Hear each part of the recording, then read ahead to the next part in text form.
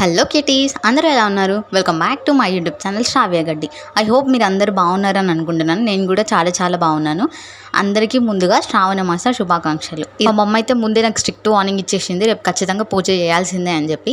అంటే నేను నార్మల్గా ఎక్కువ పూజలు చేయను, అందుకని చెప్పి అమ్మ ముందే చెప్పేసింది రేపు శ్రావణం, అందులోని శుక్రవారం ఖచ్చితంగా పూజ చేయాలి అని చెప్పి. అందుకే నేను ముందు రోజు నైటే కిచెన్ మొత్తం క్లీన్ చేసేసుకొని కిచెన్ ప్లాట్ఫామ్ మీద ఇట్లా ముగ్గులు అయితే వేసుకున్నా, గిన్నెలు కూడా అన్ని కడుక్కొని పెట్టేసుకున్నా. ఎందుకంటే రేపు మార్నింగ్ తొందరగా పని అయిపోతుందని చెప్పి. మార్నింగ్ లేచి నేను ఏ పని చేస్తే ఆరు నాతో అది పని చేసిండు. నేను కడపలు కడుగుతుంటే వాడు నాతో పాటు కడిగిండు. నేను ముగ్గేస్తుంటే దాంట్లో పసుపు కుంకుమ కూడా వేసిండు. ఆ వీడియో ఉండే కానీ డిలీట్ అయిపోయింది. నా ఫోన్లో స్టోరేజ్ ఎక్కువ అవ్వడం వల్ల నేను కొన్ని వీడియోస్ అయితే డిలీట్ చేసేసిన.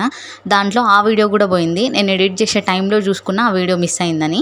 దాని తర్వాత ఇల్లు మొత్తం మాప్ పెట్టేసి నేను ఆరు ఇంకా ఫ్రెష్ అప్ అయిపోయినాము. పూజ చేయడానికి అని చెప్పి పూజ రూమ్లోకి వెళ్ళినాము. పూజ రూమ్లో కూడా ఆరు నాతో పాటే వచ్చేసిండు. నేను ఏ పని చేస్తే వాడు అదే చేస్తా అని చెప్పి చేస్తాడు. రోజు కూడా ఇంతే. నేను దేవుడి ఫొటోస్ అన్ని క్లీన్ చేసి బొట్లు పెడుతుంటే నేను కూడా పెడతా అని చెప్పి నా దగ్గర నుంచి ఫోటో ఫ్రేమ్స్ లాక్కుంటాడు. ఎట్లనో అట్లా ఆరుని మేనేజ్ చేస్తూ పూజ చేయడం అయితే కంప్లీట్ చేసేసిన. నిన్న మా మమ్మీ కొన్ని ఫ్లవర్స్ కూడా పంపించింది దేవుడికి పెట్టమని చెప్పి, అవి కూడా పెట్టేసిన. నేనైతే శ్రావణ మాసం మొత్తం అయిపోయే వరకు నాన్ వెజ్ అసలే తినకూడదని చెప్పి మొక్కుకున్నా. ఎందుకంటే ఈ శ్రావణ మాసంలో ఏదైనా మొక్కుకుంటే ఖచ్చితంగా నెరవేరుతుందని చెప్పి అనుకుంటారు అందరూ. నా విషయంలో అదైతే జరిగింది. నేను ఒకటి మొక్కున్నా, అది జరిగింది. అందుకే నాన్ వెజ్ తినకుండా ఉండాలని చెప్పి అనుకున్నా. పూజ అంతా అయిపోయేసరికి అయితే 9:30 అట్లా అయింది. అప్పటికే ఆరు ఏం తినలేదు మార్నింగ్ నుంచి. అందుకే తొందరగా కిచెన్లోకి వెళ్ళి నిన్నటి ఇడ్లీ పిండి అయితే కొంచెం ఉంది, అదే ఇడ్లీ పెట్టేద్దాం ఆరుకొకటికి అని చెప్పి ఇడ్లీ పెట్టేసిన. ఇంకొక వైపు నేను ఏదైనా ప్రసాదం చేయాలి దేవుడికి అని అనుకున్నా. అది పూజకి ముందే చేద్దాం అనుకున్నా కానీ టైం సరిపోక చేయలేదు. అందుకే పూజ అయిపోయిన తర్వాత చేసిన. అది కూడా తొందరగా అయిపోతుందని చెప్పి సేమియా అయితే చేసిన. కొన్ని సేమియాలు ఉండే మా ఇంట్లో, ఇంకా పాలు కూడా ఉన్నాయి. అసలు ఇదంతా నేను ఆరు లేవక ముందుకే చేసుకోవాలి అని అనుకున్నా. కానీ నైట్ లేట్గా పడుకోవడం వల్ల మార్నింగ్ లేట్గా లేచిన. దానికి తోడు ఆరు నాతో పాటుగానే లేచిండు. నేను ఏ పని చేస్తున్నా విసిగించడం స్టార్ట్ చేయడం వల్ల అది ఇంకా లేట్ అయిపోయింది. అందుకే మార్నింగే లేచి ఆరు లేవక ముందుగా పని చేసుకోవాలి అని చెప్తాడు మా బావ. కానీ మనం వింటామా? దీన్ని కూడా పూజ అంటారా అని మాత్రం అనకండి. నాకు చేయొచ్చినట్టు చేసిన. దీంట్లో ఏమైనా తప్పులు ఉంటే క్షమించండి. ఏమో అనుకున్నా కానీ శారీ కట్టుకొని ఇంట్లో పని చేయడం అంటే చాలా కష్టం. రోజు కట్టుకునే వాళ్ళు అసలు ఎట్లా మేనేజ్ చేస్తారో అర్థం కాదు.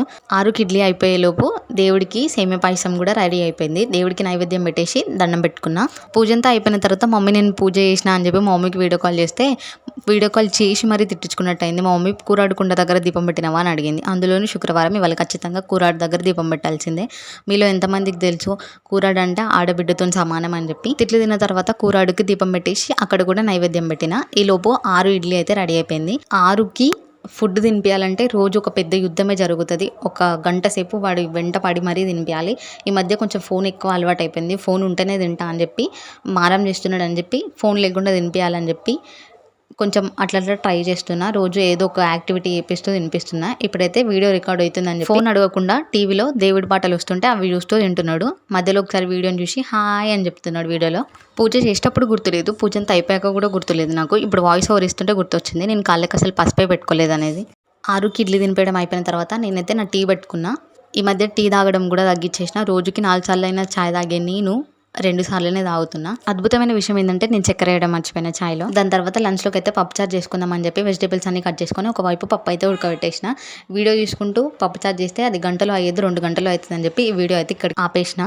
నేను చేసిన ఈ పూజలో తప్పులు ఏమైనా ఉంటే క్షమించండి. ఐ హోప్ మీ అందరికీ ఈ వీడియో నచ్చిందని అనుకుంటున్నాను. ఈ వీడియో కనుక మీకు నచ్చినట్టయితే నా ఛానల్కి సబ్స్క్రైబ్ చేసుకోండి.